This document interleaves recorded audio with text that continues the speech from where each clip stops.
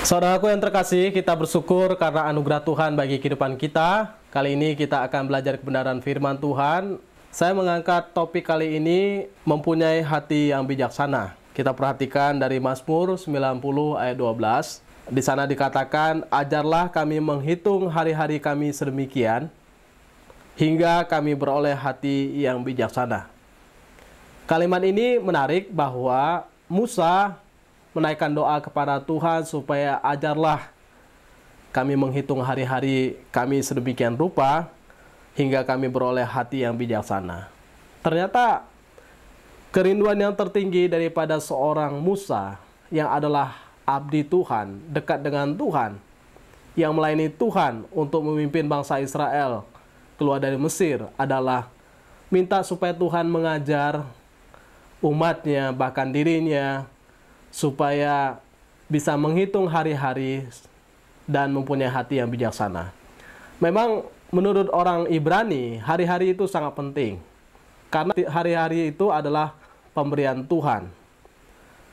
Mereka memulai dengan hari pertama sampai dengan hari yang ketujuh.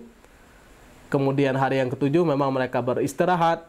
Tetapi semua hari itu dari hari pertama sampai hari yang ketujuh adalah hari yang berarti. Hari yang pertama sampai hari yang keenam adalah hari diberi kesempatan oleh Tuhan untuk bangsa Israel bekerja. Tapi hari yang ketujuh adalah kesempatan untuk beristirahat. Artinya datang kepada Tuhan, mengucap syukur, beribadah kepada Tuhan. Sehingga ada perintah daripada Allah, yaitu 10 perintah Allah. Ingatlah dan kuduskanlah, khususkanlah hari Sabat itu. Umat diundang untuk datang kepada Tuhan. Jadi apa yang kita mengerti? Bahwa yang pertama kita dipanggil Tuhan untuk bekerja. Hari pertama sampai hari yang ke-6. Bekerja, sama seperti Allah kita adalah Allah yang bekerja. Kemudian hari yang ketujuh, beristirahat. Beristirahat, datang kepada Tuhan.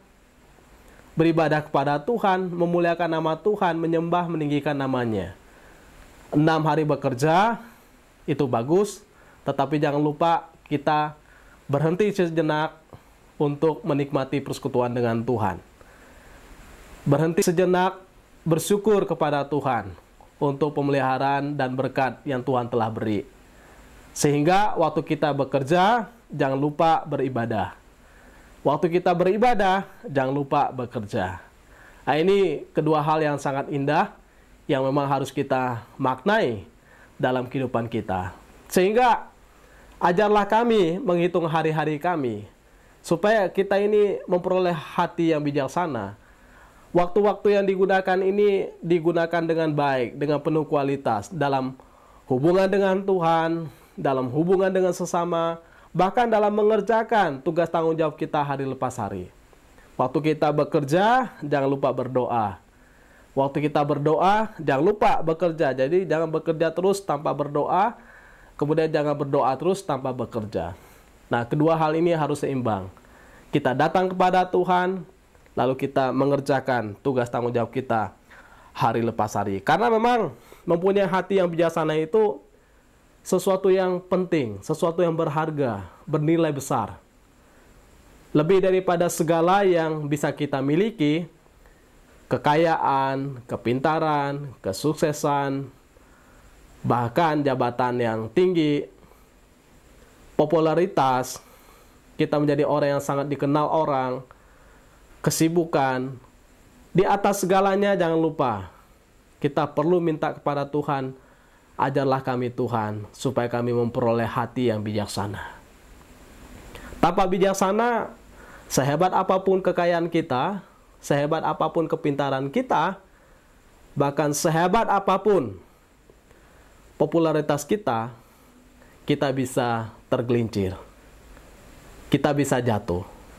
Sehingga begitu banyak orang yang kemudian terkenal, kaya raya, punya jabatan, karena hatinya tidak bijaksana, mereka tidak mampu untuk mengelola, mengontrol, bahkan mengawasi diri.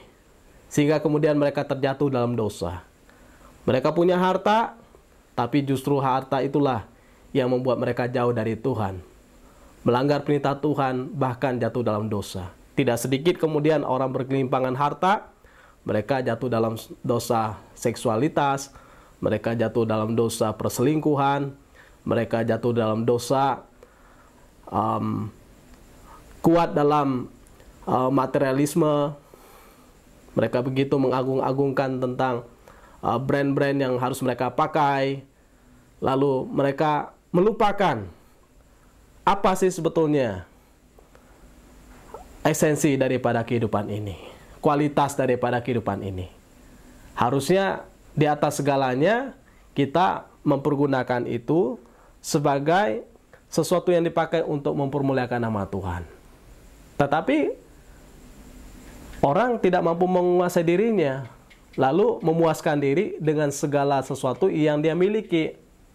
Misalnya orang punya kekuasaan, harusnya kekuasaan kan bisa dipakai untuk melayani orang lain. Ternyata justru menjadi orang yang arogansi luar biasa, bahkan menindas orang lain, bahkan membunuh orang lain. Nah, karena apa? Karena tidak mampu untuk menguasai diri, tidak punya hati yang bijaksana. Menarik, saya pikir bahwa apa yang diminta oleh Musa kepada Tuhan itu hal-hal yang tertinggi, yang memang harus kita minta juga daripada Tuhan. Kita bisa terlihat luar biasa, kita terlihat punya segalanya, tetapi kalau tidak ada bijaksana, dengan segera kita akan bisa jatuh, bahkan hidup dalam dosa. Ya, kita mendengar peristiwa bagaimana seorang jenderal yang kemudian membunuh bawahannya. Kenapa? Dia punya posisi, harusnya ini tempat bisa untuk melayani, mengangkat orang lain. Tetapi karena salah digunakan, tidak punya hati bijaksana, orang bisa terjatuh di situ. Nah, kemudian orang punya posisi jabatan dalam pemerintahan. Karena tidak bijaksana, akhirnya menjadi korupsi. Akhirnya kelebihan bayar terus. Yang dia bisa adalah menata kata, bukan menata kota. Lalu kemudian dia dikuasai oleh orang-orang yang tidak membangun, cenderung memikirkan diri sendiri. Hasilnya apa? Tidak ada. Jadi dalam bagian ini, kalau orang tidak punya hati yang bijaksana, bahaya sekali. Apalagi orang dalam posisi tertentu.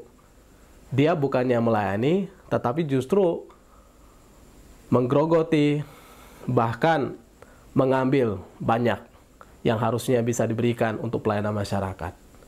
Orang yang bijaksana adalah orang yang menjadi berkat bagi orang lain. Orang yang bijaksana mengalirkan sesuatu yang baik bagi orang lain. Orang yang bijaksana, dia memakai segala potensi, segala yang dia miliki untuk mengangkat, untuk menolong, untuk membantu, bahkan untuk memberkati orang lain. Tapi orang yang tidak bijaksana, tanpa dia sadar sebetulnya dia sedang menghancurkan dirinya. Dia sedang menghancurkan orang-orang di sekitarnya. Dia sedang menghancurkan bukan hanya dirinya, tapi keluarganya. Bisa jadi mungkin pekerjaan Tuhan. Karena apa? Karena tidak punya hati yang bijaksana.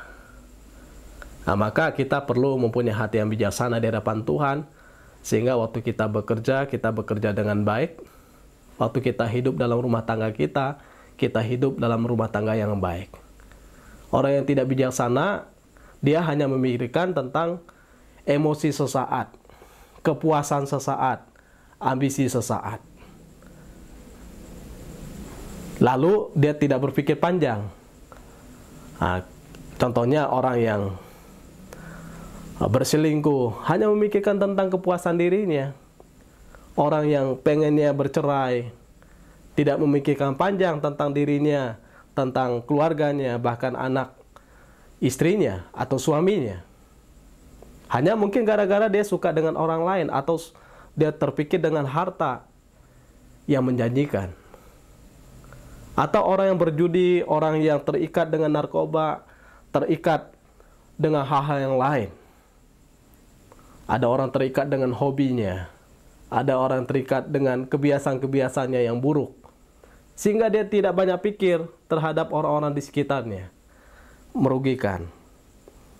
Sehingga dampaknya luar biasa, dia hanya pikir sederhana. Nah, ini orang yang tidak bijaksana. Dampaknya yang luar biasa, tapi dia hanya berpikir tentang kepuasan sesaat saja. Akhirnya puluhan tahun kemudian baru dia menyesal. Dia menyesal, orang di sekitarnya sudah tidak respect. Apa artinya? Maka kita perlu berpikir, mengawasi diri, meminta kepada Tuhan supaya Tuhan memberi kepada kita hati yang bijaksana terhadap diri, terhadap orang lain, bahkan di dalam bekerja pun, dalam melayani Tuhan pun kita harus berbijaksana. Karena sebenarnya kalau kita hidup bijaksana, kita menjadi berkat bagi diri sendiri tentunya dan juga bagi orang lain. Bahkan bagi pekerjaan Tuhan.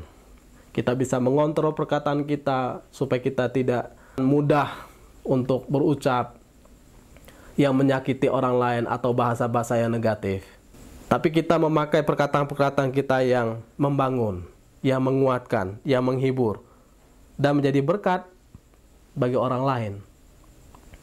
Nah, orang yang tidak mempunyai hati yang bijaksana, bukan hanya tidak mendatangkan berkat bagi dirinya, tapi justru berkat-berkat yang ada pada dia kehilangan. Maka kita sebagai anak Tuhan, ya harus meminta kepada Tuhan. Di atas segalanya, yang kita perlukan adalah Tuhan, berikanlah bijaksana kepada saya. Tuhan sudah beri berkat kepada saya perlu bijaksana daripada Tuhan. Nah, orang bijaksana bisa mengucap syukur atas segala berkat yang Tuhan berikan.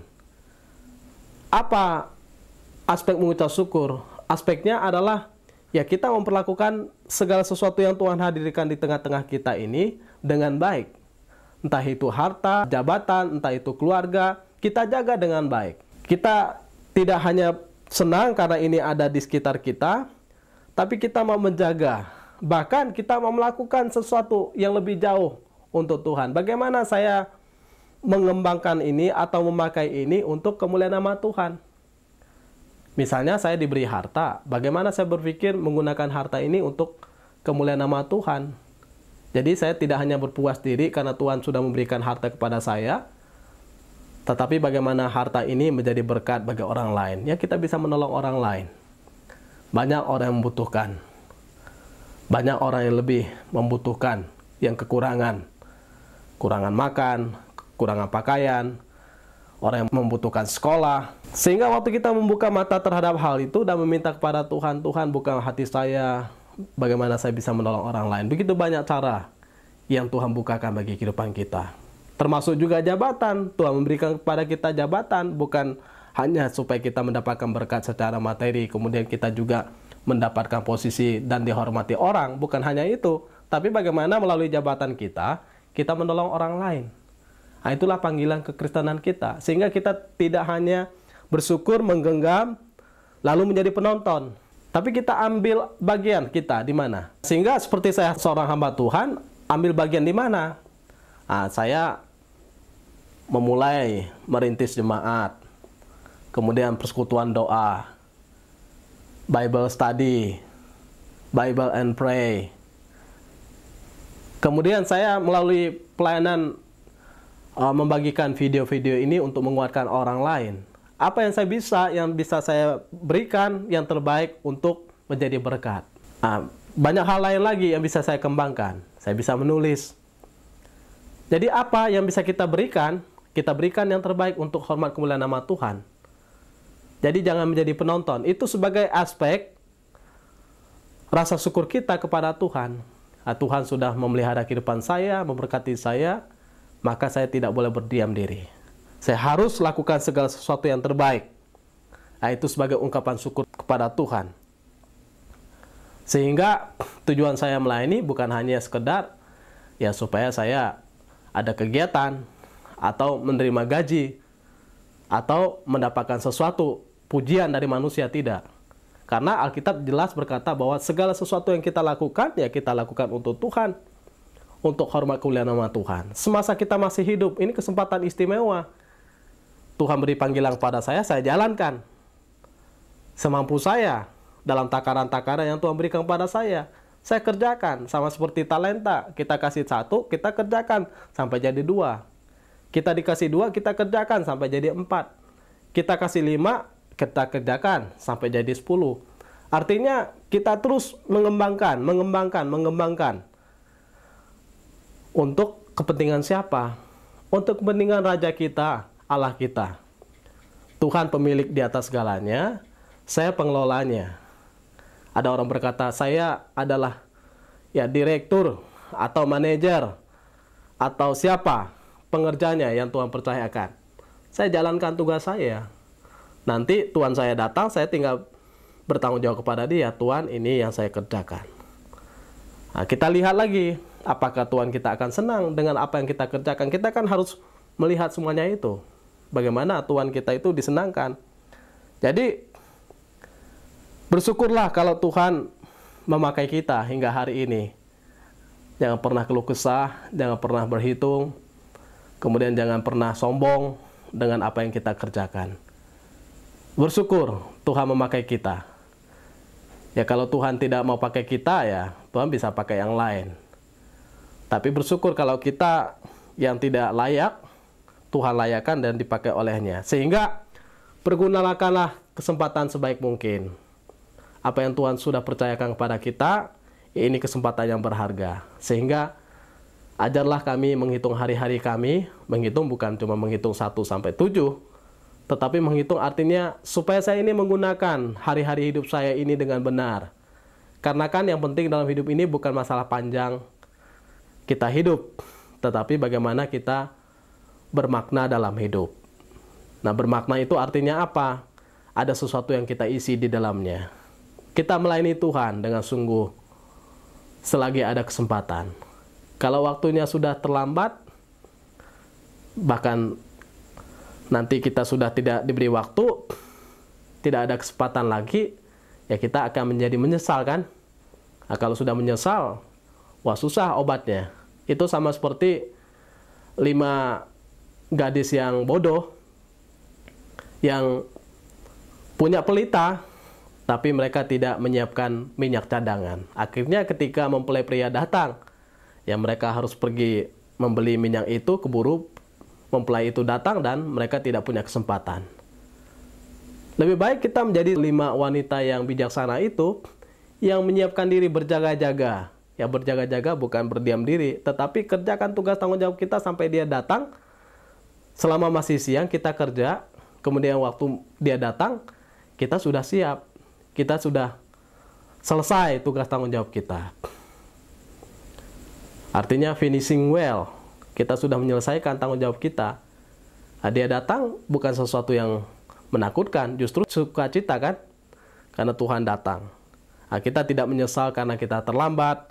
Kita tidak menyesal karena kita belum melakukan ini dan itu. Karena kalau sudah menyesal atau sudah terlambat, yaitu memang penyesalan yang luar biasa.